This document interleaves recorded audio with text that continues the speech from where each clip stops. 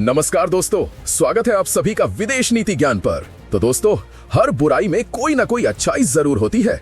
रावण एक दुराचारी, एक अत्याचारी और एक अहंकारी व्यक्ति क्यों ना हो, लेकिन वो एक ताकतवर और ज्ञानी व्यक्ति भी था। दुर्योधन एक बहुत ज्यादा अहंकारी और महत्वाकांक्षी व्यक्ति क्यों ना हो, लेकिन एक वीर पुरुष था। ये बात भगवान कृष्ण ने भी कही थी। और इसीलिए अगर आप उस बुरे में से कुछ अच्छा निकालकर अपने फायदे के लिए इस्तेमाल कर लो, तो आपसे ज्यादा ज्ञानी, आपसे ज्यादा बुद्धिमानी कोई नहीं हो सकता। और यही आपको विजय दिलाता है। यही बात आज भारत ने साबित कर दी है। दरअसल आप स्क्रीन पर देखिए, रिपोर्ट निकलकर सामने ये आई है कि भारत ने चीनी वायुसेना के नंबर 1 हथियार, जिससे खतरनाक उनके पास कुछ भी नहीं है, उसी मिसाइल की रिवर्स इंजीनियरिंग कर ली है। आसान भाषा में कहूं तो चीनी वायुसेना के सबसे ताकतवर हथियार की टेक्नोलॉजी अब हमारे हाथों में है और हमने उसे निकालकर कॉपी भी कर लिया है। और जो लोग मेरी वीडियो रेगुलरली देखते हैं, उन्हें पता होगा कि ऑपरेशन सिंदूर के ठीक बाद मैंने वीडियो बनाकर आपको बताया था कि भारतीय वायुसेना को पाकिस्तान के बॉर्डर से सटे हुए जंगलों में बहुत सारे पाकिस्तान की मिसाइलों के अवशेष मिले हैं। और इन्हीं में सबसे अनमोल अवशेष है PL-15 air to air missile के, जो कि पाकिस्तान की तो छोड़िए, चीन की नंबर 1 मिसाइल है। बल्कि ये कहिए कि ये चीन की सबसे ताकतवर वायुसेना की मिसाइल है। उनकी वायुसेना के पास PL-15 से ऊपर कुछ भी नहीं है। और यही मिसाइल चीन ने पाकिस्तान को भी दे रखी थी, भारत के खिलाफ इस्तेमाल करने को लेकर। ऑपरेशन सिंदूर में उन्होंने राफेल को मारकर गिराने की कोशिश करी इसी PL-15 के बल पर, लेकिन ये ऑपरेशन सिंदूर में अच्छे से काम नहीं कर पाई और इसीलिए ज्यादातर मिसाइलें या तो निशाने से चूक गईं या फिर फटी ही नहीं। और जो भारत को एक PL-15 मिसाइल मिली, वो पूरी तरीके से इंटैक्ट थी। मतलब पाकिस्तान ने जो भारत पर PL-15 दागी, वो पूरी तरीके से साबुत मिली। उस पर थोड़े बहुत स्क्रैच वगैरह थे, लेकिन वो कहीं से टूटी हुई भी नहीं थी। आप देख भी सकते हैं, ये उसके ढेर सारे वीडियो फुटेज भारत ने जारी भी किए हैं। इसी मिसाइल के पीछे अमेरिका भी पड़ा हुआ था, यूरोप के देश पड़े हुए थे, ताइवान था, जापान था, दक्षिण कोरिया था। सारे देश चाहते थे कि चीन का ये नंबर 1 हथियार उनके हाथ लग जाए, भारत गिफ्ट में सजाकर इन्हें दे दे। लेकिन भारत ऐसा करने को तैयार नहीं था। इसीलिए भारत ने क्या किया, खुद इसे स्टडी करना शुरू किया। और पिछले कई महीनों से हमारे DRDO के वैज्ञानिक इसी PL-15 मिसाइल को स्टडी कर रहे थे। और हमने क्या किया, हमने चतुराई से इसे स्टडी तो किया ही, साथ ही ये पता लगाया कि इस मिसाइल का स्ट्रक्चर कैसा है, चीन ने कैसे इसे बनाया है, ये मिसाइल काम कैसे करती है और इसमें क्या क्या टेक्नोलॉजी है। और जो हमें अब पता लगा है वो बहुत शॉकिंग है। दरअसल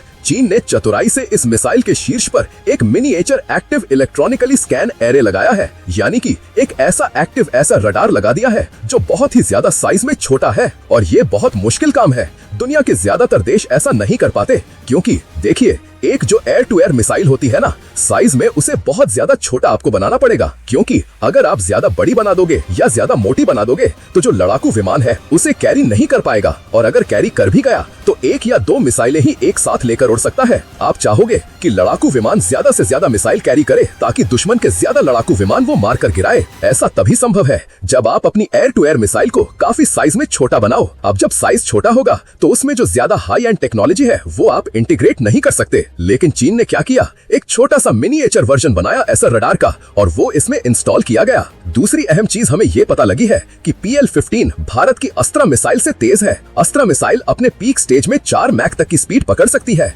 PL-15 की स्पीड हमें 5 मैक तक जा सकती है, ऐसा पता लग चुका है। इसके अलावा चीन ने जो इसमें प्रोपेलेंट यूज किए हैं वो काफी एडवांस है, जिससे कि इस हाई स्पीड पर भी एक्यूरेसी बनाए रखे, बैलेंस न खराब हो मिसाइल का। और इसीलिए ये मिसाइल काफी ज्यादा डेडली है। यहाँ तक कि इसमें एंटी जैमिंग कैपेबिलिटी भी डाली गई है, जिस कारण से इस मिसाइल को जैम कर पाना बहुत ज्यादा मुश्किल है। लेकिन आप कहोगे, यार जब इसमें इतनी ज्यादा खूबियां हैं तो ये भारत पर वार क्यों नहीं कर पाई? तो देखिए, इसके पीछे एक बहुत ज्यादा बड़ा राज है और उस राज का नाम है X-Guard डिकॉय।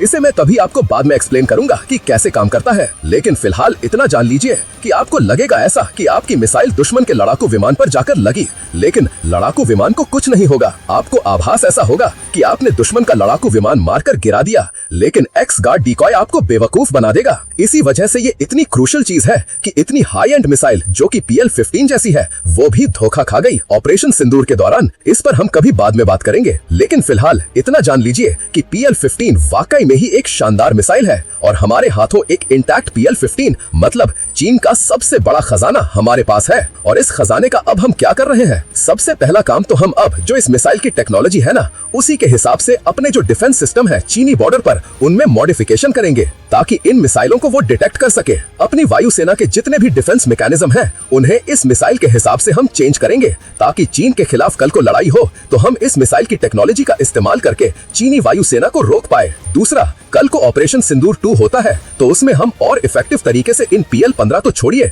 चीन की बाकी मिसाइलों को भी रोक लेंगे। तीसरा, मेन जो यहाँ पर चीज है वो ये कि भारत इस मिसाइल की जो मिनिएचर एक्टिव रडार सिस्टम है उसे स्टडी कर रही है। इसके अलावा एडवांस्ड प्रोपेलेंट है, उन्हें स्टडी कर रही है। और हमारी पूरी कोशिश है कि इस मिसाइल की जो ये अच्छी चीजें हैं हम अपने अस्त्रा मिसाइलों में लगाएं या फिर इस मिसाइल के बेस पर एक नई मिसाइल ही तैयार कर दें। यानी कि हम बाकी देशों की तरह ये नहीं कह रहे कि नहीं चीन की मिसाइलें तो घटिया हैं, चीन के हथियार तो बहुत ज्यादा रद्दी क्वालिटी के हैं, इन्हें फेंक देना चाहिए। नहीं, हम समझदारी का उपयोग कर रहे हैं और दुश्मन की जितनी भी घटिया चीज क्यों ना हो, उसमें कोई ना कोई अच्छी चीज हमें मिल ही जाएगी। हम उसका इस्तेमाल करेंगे अपने वेपन सिस्टम को और नेक्स्ट लेवल ले जाने के लिए। लेकिन एक चीज हमें जरूर स्टडी करनी चाहिए, वो है इस मिसाइल की रफ्तार। जब से मुझे पता लगा है कि ये मिसाइल 5 मैक तक की रियल स्पीड पकड़ सकती है, मैं सोच रहा हूँ कि इन्होंने किया कैसे है। क्योंकि एक छोटी मिसाइल जो बहुत ज्यादा छोटी है, अब देखिए स्क्रीन पर खुद कितना साइज में छोटी होती है, इसे 5 मैक यानी कि हाइपरसोनिक रफ्तार पर उड़ाना अपने आप में बहुत बड़ा टास्क है। और उस रफ्तार पर भी बैलेंस बनाए रखना ये भी बहुत ज्यादा मुश्किल टास्क है। चीन ने ये कैसे अचीव किया, ये हमें जरूर स्टडी करना चाहिए और इसकी ये खूबियां निकालकर अपनी मिसाइलों में जरूर डालनी चाहिए। हालांकि कई लोग कहेंगे कि हमारे पास तो ऑलरेडी हाइपरसोनिक टेक्नोलॉजी है, 5 मैक छोड़िए वो 10-15 मैक तक जाती है। तो बात आपकी सही है, लेकिन याद रखिए वो सारी लैंड बेस्ड मिसाइलें हैं, साइज में बहुत ज्यादा बड़ी है, उनमें बड़े बड़े इंजन लगे हुए हैं, उन्हें हाइपरसोनिक ले जाना अलग बात है। एक छोटी मिसाइल कॉम्पैक्ट साइज की जिसमें छोटा सा इंजन लगा है और इसके अलावा फ्यूल भी काफी कम है, उस मिसाइल को इस रफ्तार तक ले जाना अपने आप में एक बहुत बड़ी अचीवमेंट है और हमें PL-15 से इसे जरूर एक्सट्रैक्ट करना चाहिए। हालांकि इस पूरे सिनेरियो पर आपका क्या मानना है, कमेंट करके जरूर बताइएगा। फिलहाल इस वीडियो में इतना ही, मिलते हैं अगली वीडियो में।